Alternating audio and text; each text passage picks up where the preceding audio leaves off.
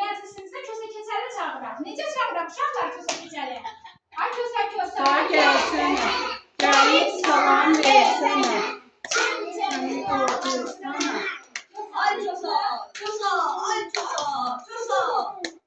Uşaqlar, bilirsiniz Kösə hardadır? Mən bilirəm. O hardasa şəkər buradan, badam buradan, patlavadan yiyib toplayıb, orada ziyafət qaldı. Bu 156 ili bilmirəm ki, bir dəfədir. Belə dərd olar, belə zülm olar.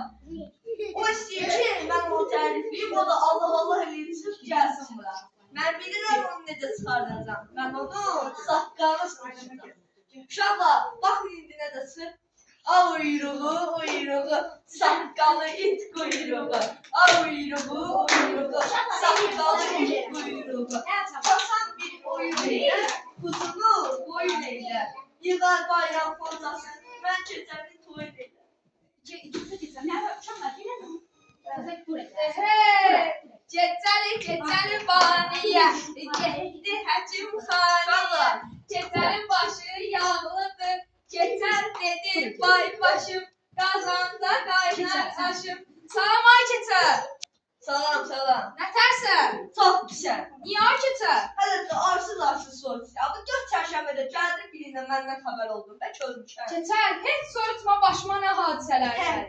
Hey, yalan deməyəcəm. İndi dedim ki, bir belə adətimiz var ki, su çərşənbəsində gedib bir çay qırağına bir çömçə su götürürüm. Mən də dedim həmin günü gedim keçəli görüm. Dedim ki, ilk öncə gedim adətimizi yerinə yetirəm. Çıxdım çömçəni alıb çayın qırağına. Çayın qırağına gedib suyu götürəndə yıxıldım suyun içinə. Üstüm başım yaş oldu, gələnmədim səni görməyə. Gelini bunu paltar yolunda. Yaxşı, bildi ki, bu su çərşənbəsinə su oldum, gələnmədi. Belə yaxşı, o çərşənbəsinə niyə gəlmədi? Keçəl, heç o çərşənbəsini sorutma. Niyə? Sorutma.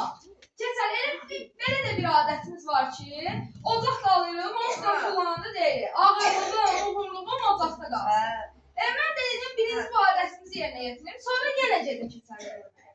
Mən də ocaqdan tullanmaq istəyəndə sözlər yazdım. Niyə keçəl? Tullanmaq istəyəndə sözlər yazdım. Elə qaldım ocağın üstündə, düşdüm ocağa. Üstüm başım yandı, bir təhər canlı həmən o bəyaz düşdüm su var idi. Elə ona bir təhər çatdırdım. Heç nə olmaz ki. Yox, ay keçəl. Yaxşı, bildi ki, bu o çərşənbəsində də yandı. Mən yer çərşənbəsinə niyə gəlmədi? Keçəl, yer çərşənbəsində bir yağmur oldum. Heç soruşma oldu. Nə yer oldu. çərşənbəsinə? Bu səfər dediyim heç eləməyəcəm. Dedim ki, promol gedəcəm.